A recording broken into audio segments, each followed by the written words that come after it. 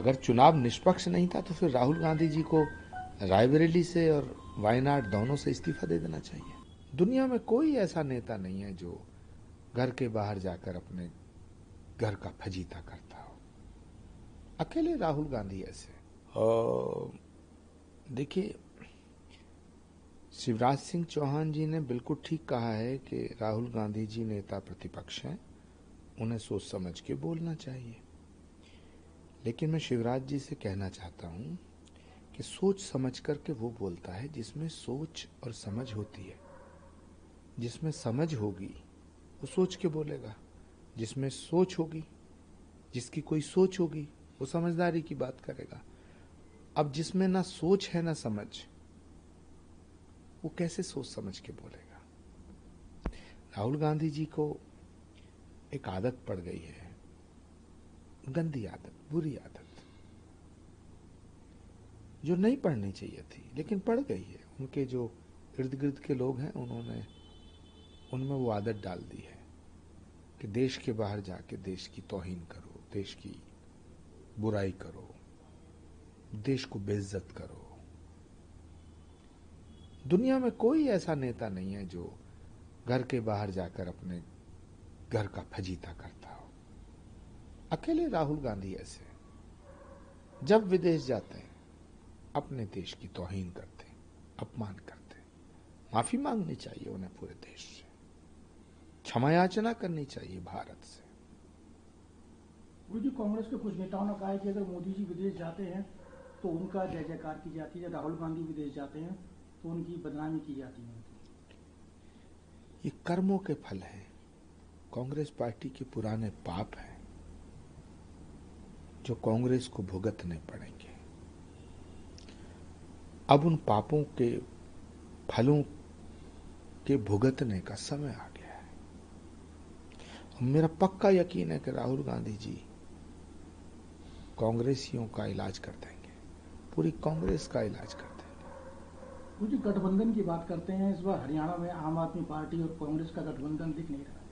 2 दिन समय कुल रह गया है पेपर नॉमिनेशन करने का, लेकिन अभी तक कोई फाइनल नहीं हुआ। आम आदमी पार्टी ने अपने उम्मीदवार उतार दिए और अब भी कह रहे हैं कांग्रेस की उम्मीद है गठबंधन हो सकता है। कांग्रेस की हालत पे मुझे दया आती है।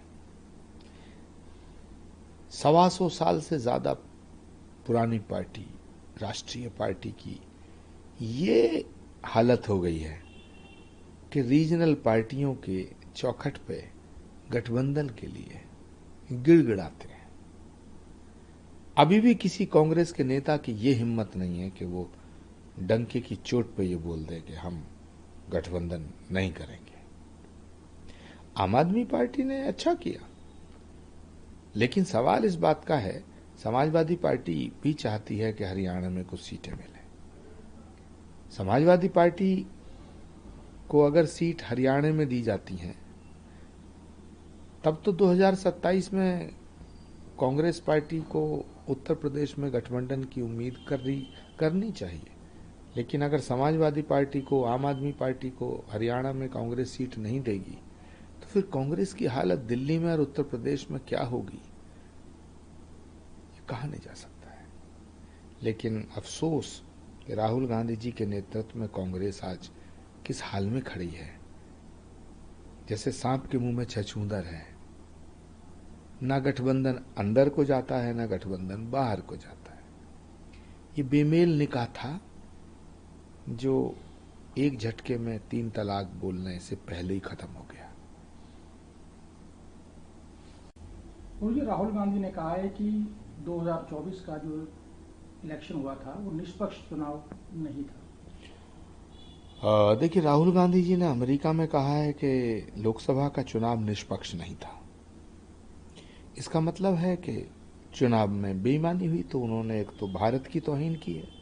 चुनाव आयोग को उनको नोटिस देना चाहिए, उनके चुनाव लड़ने पर पाबंदी लगाई जानी चाहिए। और दूसरा, मैं अखिलेश यादव जी से पूछना चाहता हूं कि क्या जो रिजल्ट आया है वो बेईमानी का रिजल्ट है?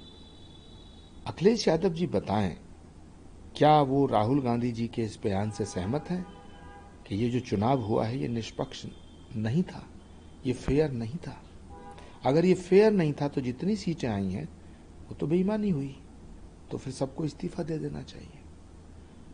राहुल गांधी 2 जगह से चुनाव लड़े, दोनों जगह से जीते, अब निष्पक्ष चुनाव की बात कर रहे हैं। अगर चुनाव निष्पक्ष नहीं था तो फिर राहुल गांधी जी को रायबरेली से और वायनाड दोनों से इस्तीफा दे देना चाहिए।